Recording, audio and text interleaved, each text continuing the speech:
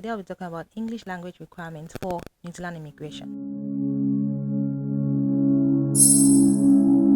Hi everyone, welcome back to my channel. It's a girl, the Sassy engineer. Now I've posted a video on the latest requirements for visitor visa regarding English. So while we're on the topic of that English, I want to explore other English requirements that immigration New Zealand wants when you're applying for visa, whatever visa. First of all, they have English language requirements for skilled resident visas. They have accredited employer work visas. They now have for visitor visas when you're providing supporting documents, and you learn the types of English language tests that they would accept, as well as what they mean by English speaking background and learning English. They start with English language requirements for skilled residence visas. There are several ways that you can show that you meet the Immigration New Zealand English language requirements. On their website here, which I'm just going to be reading directly, I'll also put the link anyway. Meeting our English language requirements for skilled resident visas. Of course, you know that you need to meet that. There are various ways to do that. For principal applicants, you can meet these through your citizenship, where you studied, and the qualifications you gained, or English language test. So these are the different ways. For partners and dependent children, you can meet these by your citizenship, where you studied, the qualifications you gained, or English language test, or by buying English language lesson. This lets you improve your English language after you come to New Zealand. This is for partner and children, dependent children. You already know what I mean if you check this link that is showing right now. I've talked about what Immigration New Zealand means by dependent children. Alright, English ability from citizenship, working and studying. There are different scenarios. They actually have 3 scenarios, and the 3 scenarios where your citizenship, work, study gives us confidence that you or your family members' English language ability is at the level that we require. By we mean Immigration New Zealand. So scenario 1, citizenship, is if you're a citizen of Canada, Ireland, United Kingdom, United States, or you have spent at least 5 years working or studying in person in one of these countries, or in Australia or New Zealand, then they are sure that you meet their English language requirements. But if that is not you, you go on to scenario 2. You have a qualification that is comparable with New Zealand level 7 bachelor's degree gained in Australia, Canada, Ireland, New Zealand, United Kingdom, United States. You studied for at least 2 years in any of these countries while being physically located there to get that qualification. If that is not you, we go on to scenario 3. Which is that you have a qualification that is comparable with New Zealand's postgraduate qualification at level 8, which is bachelor's with honors or above, gained in, again, the same 6 countries, and you need to have studied for at least 1 year in any of these 6 countries while being physically located there to get that qualification. So these scenarios would guarantee them that this person is savvy English well. How to provide the evidence? They will see it through your passports for citizenship, and so you don't need to provide any other evidence. For qualification, you need a copy of your qualification certificate and academic transcript. You may need to get overseas qualification assessed against New Zealand credentials and qualification framework, which is the IQA that I've talked about recently a lot on my channel. Now, if that is not you, then you will need to write test. English language test results will be required. They will need a higher language test result for the principal applicant, and they can accept a lower test result for partners and dependent children aged 16 or older. But your test result must not be older than 2 years at the time you apply. So there is what they call now IELTS 1 skill retake. It's a new thing. I think it came out last year, where maybe you took the test and you not meet the band score in one of the components of the test, then you can retake just that component. In 2023, IELTS provider introduced a 1 skill retake option for both the academic and general training test. The IELTS skill retake must be completed within 60 days of the original test date.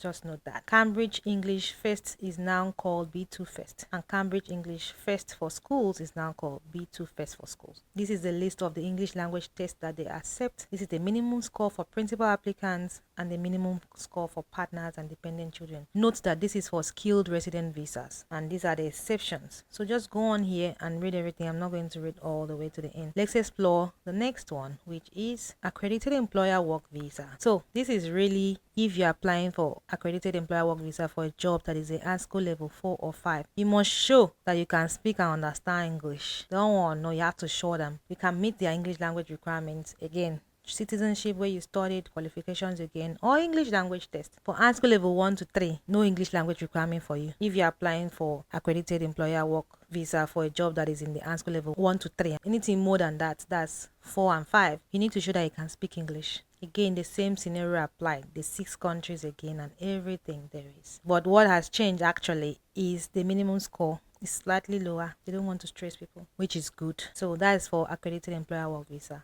It's so funny because when you come here and you hear people speak English, you follow me write this IELTS. But you want visa now, so you have to write it. Now, check the visa application requirements. This is for those that will need to provide English language translation for supporting documents. I'd already talked about it for visitor visa in this video. Link is going to be in the description box. But now we're just going to see for resident visa application. All supporting documents must be provided in English or include an English translation. That one you already know. But if you didn't, now you do. For other visa applications, you must provide us with certified English translation of all medical police certificates. This includes police certificate that records no convictions. Our requirements for translated documents. Like I said in that visitor visa video, the certified translation can be completed by a reputable private or official translation businesses, community members known for their accurate translation, or a licensed immigration advisor that is not your immigration advisor for the application. Okay. Each translation, this is important. Each translation must be on the translation business official's letterhead, if possible. Certified as correct translation by the translator, stamped or signed by the translator or translation businesses. This is what will tell them that this translation is certified. You also need to submit your original foreign language document. So when you apply for your visa, the supporting documents that you provide to us are original document in a foreign language and a certified English translation of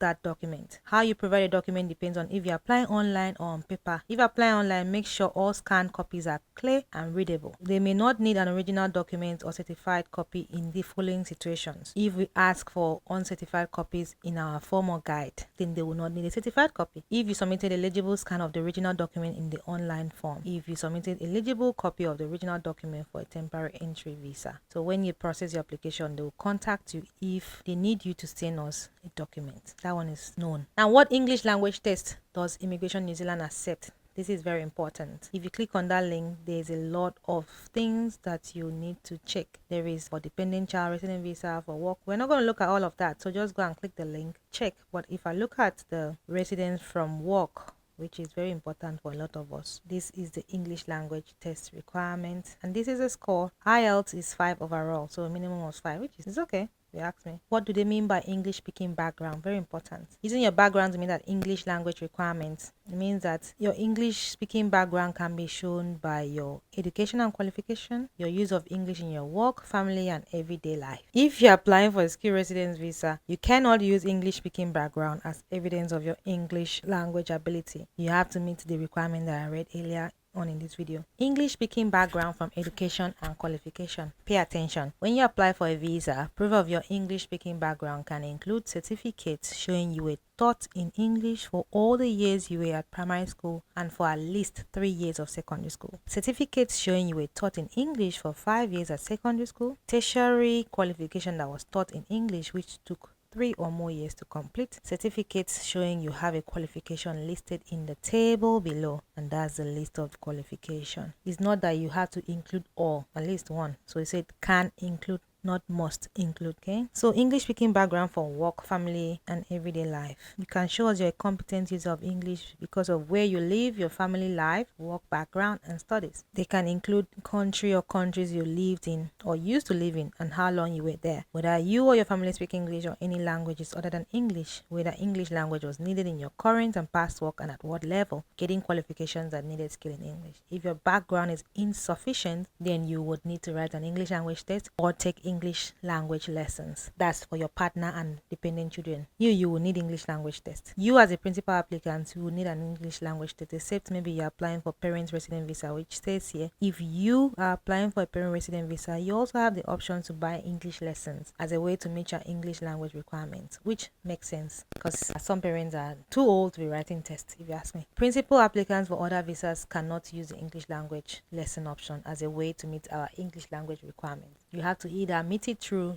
country or qualification, or you write the English language test. Other visas and their English language ability requirements. Your Visa requirements state whether or not you need to meet any minimum requirement for English. Some visas have no requirements around English language, some do. The level of English language ability is higher for skilled residence visa and cannot be met by just having an English language background. Okay, so that's all about English. You can read the learning English letter and know more if you need that. Simple and easy. For most people, it's just English language test. But now you know that your English language test is not just limited to IELTS. So you choose the one that suits you. Okay, I hope this helps. It's your girl, the Sassy Engineer. Thanks for watching to the end. Do not forget to click the like button, click the subscribe button to join the community, and I'll see you in my next video. Toodles.